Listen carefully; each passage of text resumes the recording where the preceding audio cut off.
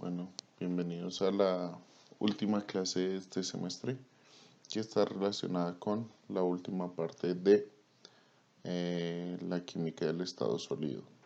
Entonces, vamos allá. Entonces, hoy vamos a hablar de defectos en sólidos.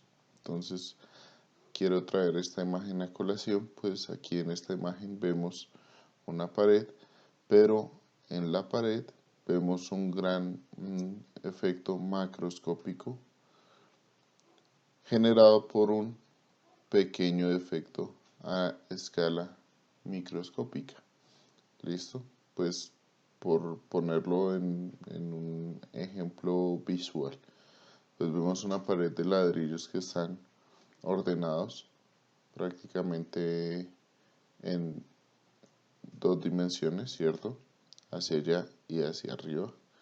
Pero vemos que aquí hay un pequeño efecto que al final termina generando un efecto macroscópico en la forma de la pared, que es un pequeño turupe.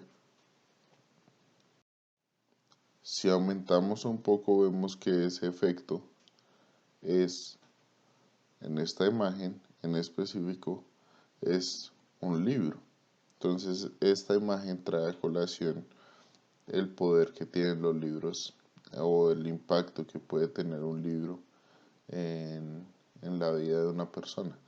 Sin embargo, pues nos sirve para detallar que un pequeño defecto a nivel puntual en una estructura ordenada genera un efecto macroscópico y eso es lo que vamos a hablar el día de hoy en esta clase.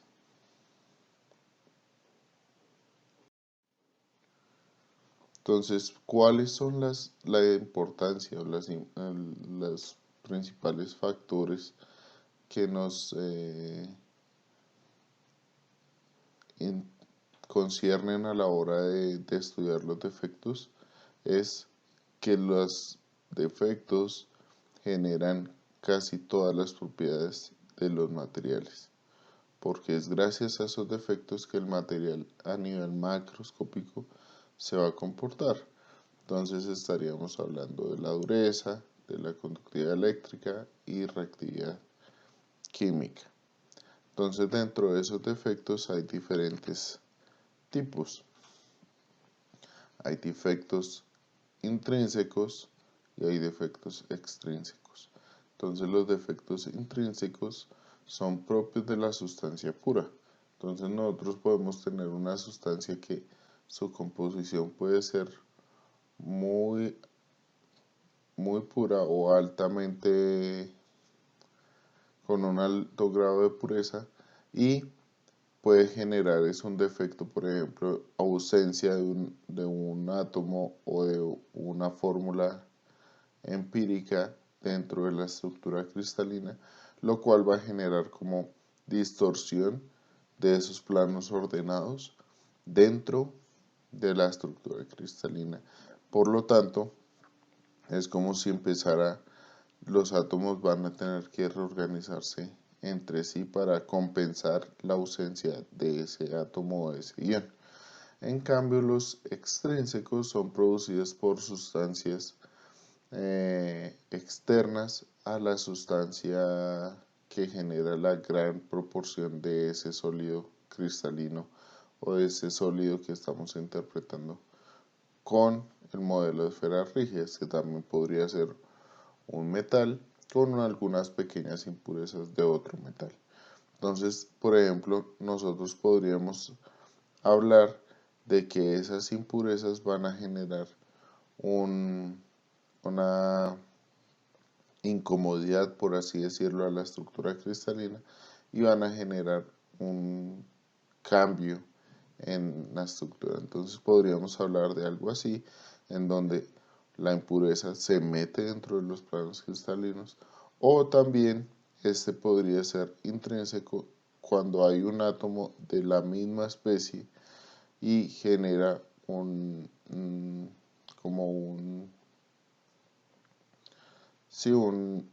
una apertura de las estructuras tridimensionales de ese ordenamiento de los átomos a nivel espacial. Entonces también vamos a hablar de efectos puntuales y de efectos extendidos. Entonces los defectos puntuales, ¿cuáles son? Los que ocurren solo en un lugar preciso del sólido. Entonces ocurren como el caso del libro, ¿no? Solo ocurre en ese punto y ese pequeño efecto genera un efecto macroscópico. Pero pueden haber efectos extendidos en los cuales nosotros podemos tener que el efecto, por ejemplo en este caso, si lo vemos aquí, nosotros podemos tener que uno del plano cristalográfico se desvió y todo el plano cristalográfico se desvió como un paso del plano.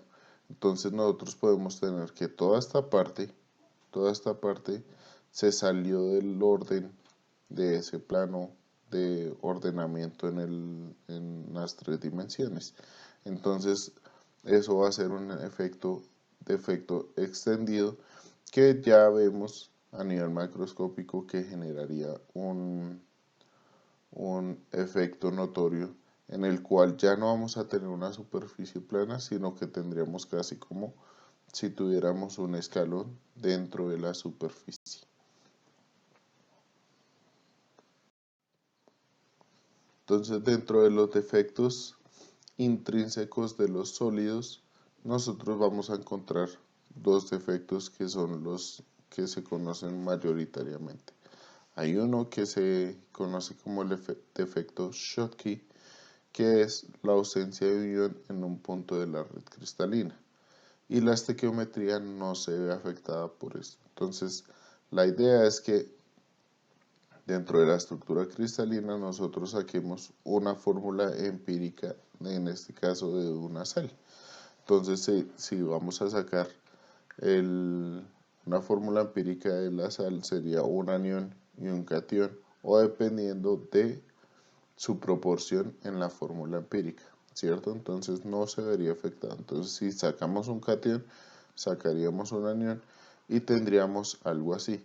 Eso va a generar que los iones alrededor de esa vacancia en el sólido pues vayan a tender a reorganizarse, y esa reorganización pues va a generar una reestructuración del sólido y genera una deformación del mismo. ¿Listo? También dentro del defecto intrínseco hay otro que se conoce como defecto Frenkel.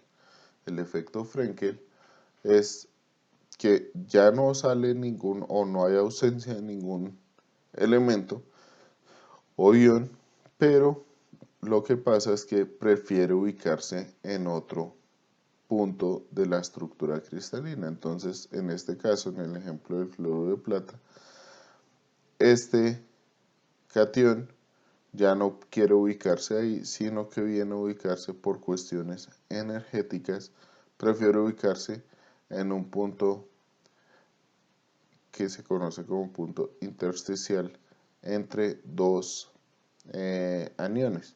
Entonces ya va a generar, adicional a que genera la distorsión por la ausencia del cation en este punto, va a generar también como un turupe a nivel del otro plano cristalográfico, porque si nos damos cuenta, ningún cation de plata está ubicado en este punto, ¿cierto? Entonces eso ya va a generar un defecto en la estructura cristalina del sólido. Y esto pues aquí estaría casi como representado el efecto global que nosotros estábamos observando con el libro en el ejemplo inicial. ¿Listo? Entonces puede haber más de un ion que se mueva de estos sitios, sobre todo cuando nosotros estamos lidiando con la parte de estructura a nivel de la superficie del sólido, porque en la superficie del sólido como sobre los elementos o los iones que están en la superficie, ellos van a tener que reorganizarse de una manera diferente porque no tienen átomos o iones vecinales arriba de ellos, pues por cuestiones energéticas esos elementos tienden a reorganizarse de una manera diferente a cómo se organizan en el interior del sólido en la estructura tridimensional.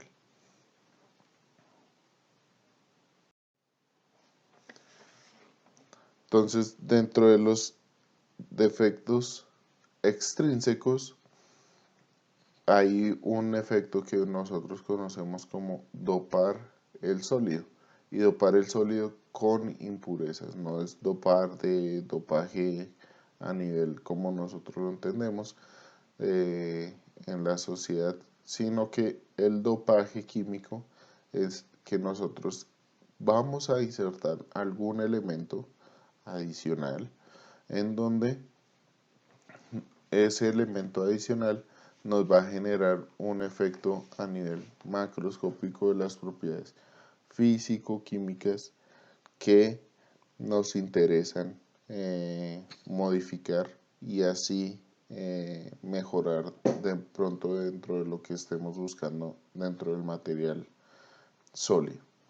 Entonces, normalmente las impurezas poseen rayos iónicos similares a los iones que componen la estructura mayoritaria. ¿Para qué? Para que entren dentro de esa estructura cristalina y así no me afecten mucho la parte conformacional, a menos que yo esté buscando un efecto a nivel de propiedades como dureza, maleabilidad, etc. Pero si nosotros estamos buscando algún efecto electrónico o algún efecto de conductividad térmica, entonces no queremos que la estructura a nivel tridimensional cambie mucho porque nos afectaría esas propiedades. Entonces, si no queremos que cambien mucho esas propiedades, pues estaríamos hablando de rayos iónicos similares en esos tipos de impurezas que se llaman como dopadores o que nosotros estamos dopando el sólido en ese aspecto. Entonces, para traer a colación, nosotros podemos tener un dopaje del óxido de aluminio con cationes de cromo, y en este caso los cationes de cromo se reemplazan por algunos cationes de aluminio y eso genera, por ejemplo, lo que conocemos como el rubí. El color del rubí viene a estar dado por esas pequeñas impurezas de cromo dentro de la estructura del aluminio. Pero si esas impurezas son diferentes al cromo, por ejemplo, si vemos aquí que en lugar de tener un ion trivalente, tenemos dos iones que compensarían las cargas de cationes de aluminio 3+, en este caso serían 2 aluminios 3+, por 1 de hierro 2+, y 1 de titanio 4+, generaríamos el zafiro, y el zafiro es de color azul. Entonces vemos la gran potencialidad que tienen esas impurezas a la hora de observar efectos macroscópicos. También dentro del efecto que tienen estos defectos en las estructuras, puede haber que nosotros tengamos sólidos no estequiométricos. ¿Por qué? Porque, por ejemplo, en algunos casos, elementos que pueden tener diferentes estados de oxidación, a pesar de que tienen la misma composición o tienen una alta pureza en su composición, como es el caso del óxido de hierro, el hierro puede estar como estado +2 o estado +3 en el estado de oxidación. ¿Esto qué va a generar? Que algunas veces esas diferencias de cargas ya no tendrán que verse compensadas con número total de oxígenos. Entonces, ¿qué va a generar? Que el hierro pueda tener menos átomos de hierro en la estructura para compensar todas las cargas negativas del oxígeno dentro de la estructura cristalina. Y también podríamos hablar de sólidos estequiométricos, no estequiométricos en soluciones sólidas. Por ejemplo, el zinc y el cobre tienen radios atómicos muy similares, por lo tanto podemos generar un tipo de aleación. Y también podríamos estar hablando de estructuras cristalinas similares. Entonces, cuando tenemos ese tipo de estructuras en donde tenemos dos elementos que tienen radios atómicos similares, pues podemos tener aleaciones que están en proporciones que no están en una proporción de 1 a 1, sino que van a tener una proporción fraccionaria de acuerdo a la cantidad de elementos que se encuentren dispersados en esa estructura sólida.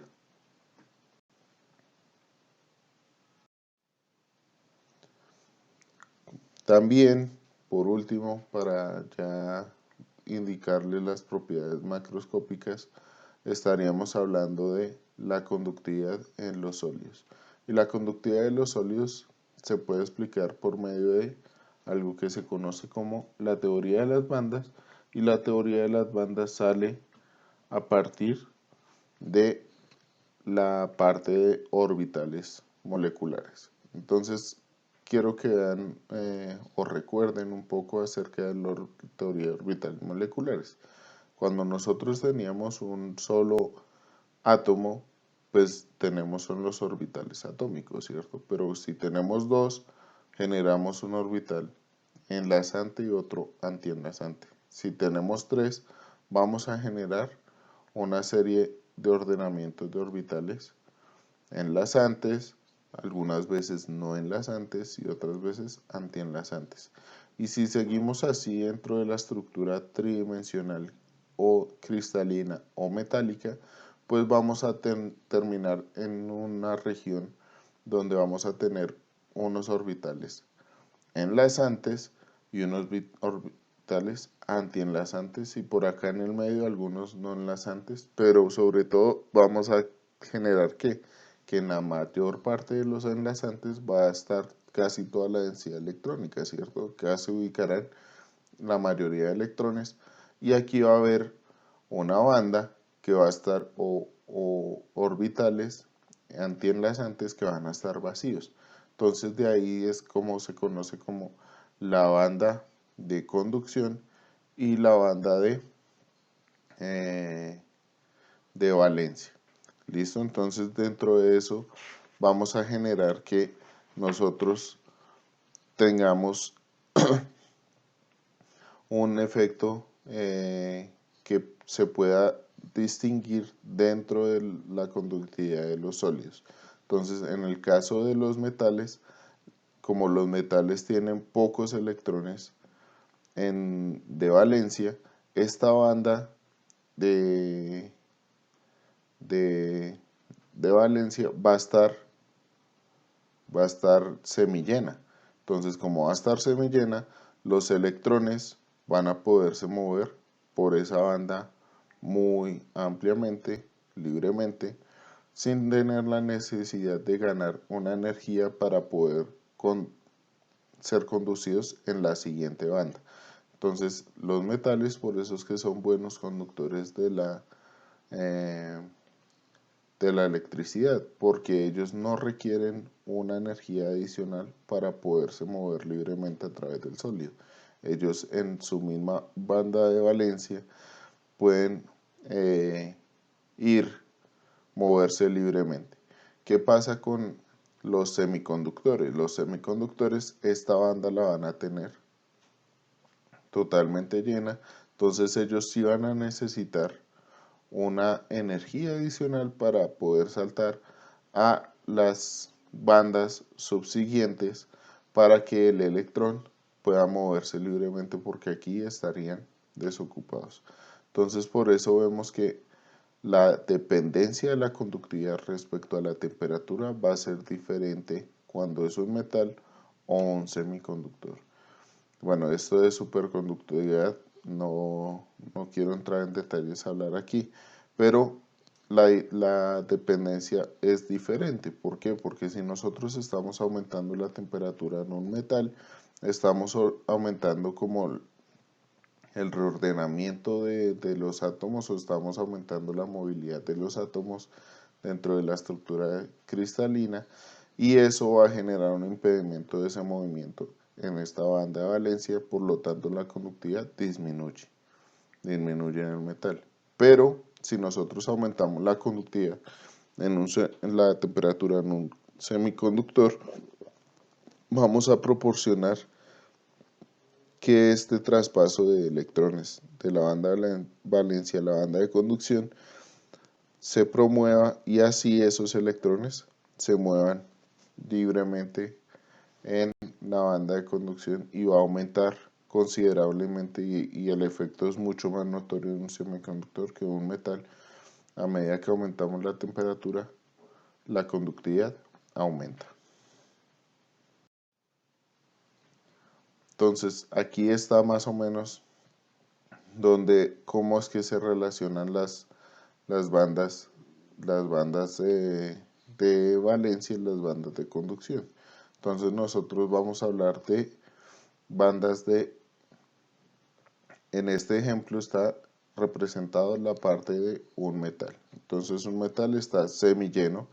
El nivel de Fermi quiere decir, es como la mitad entre los orbitales HOMO y LUMO del metal, y este nivel de Fermi en los metales está aquí. En los semiconductores va a estar en la mitad de la banda de conducción y la banda de valencia. ¿Listo? Entonces nosotros vamos a tener que en los metales, pues los electrones pueden moverse libremente aquí, y eso es lo que se conoce como conductor. Casi todos los metales se comportan así, y nosotros podríamos incluso tener otro tipo de sólidos en los que encontremos este caso. Si el nivel de Fermi se encuentra en el último nivel, ya estamos hablando, si el nivel de Fermi se encuentra aquí, ya estaríamos hablando de semiconductores, y si no tiene lo que se conoce como esta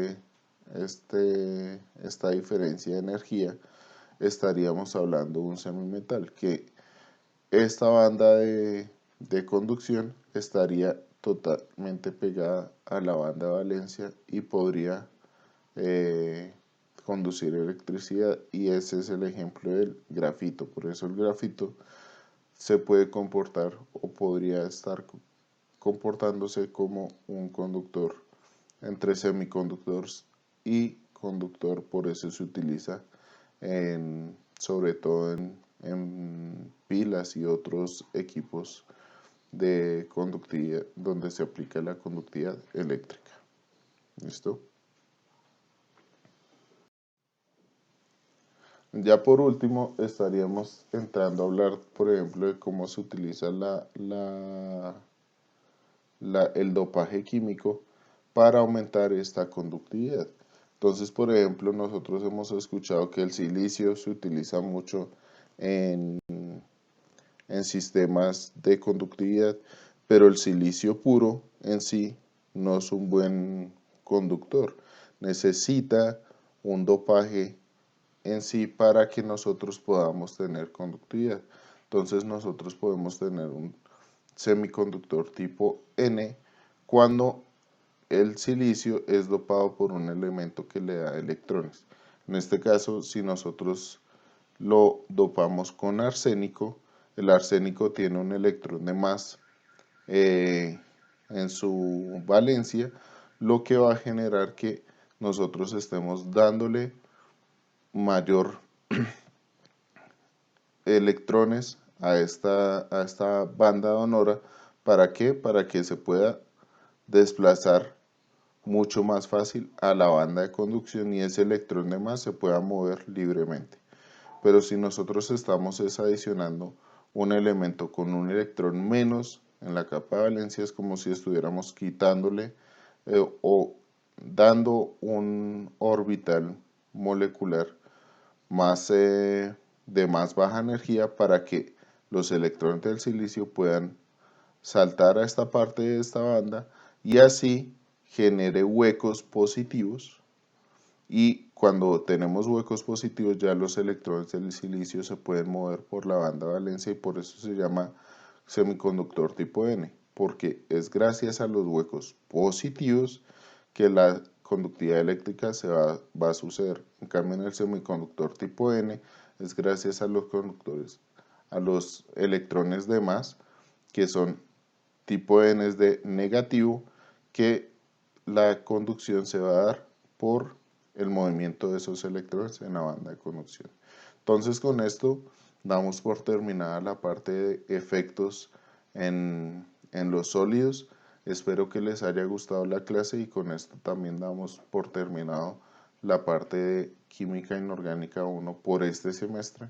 Espero hayan aprendido muchísimo y que les haya gustado la clase, así sea de manera remota. Nos vemos hasta la próxima.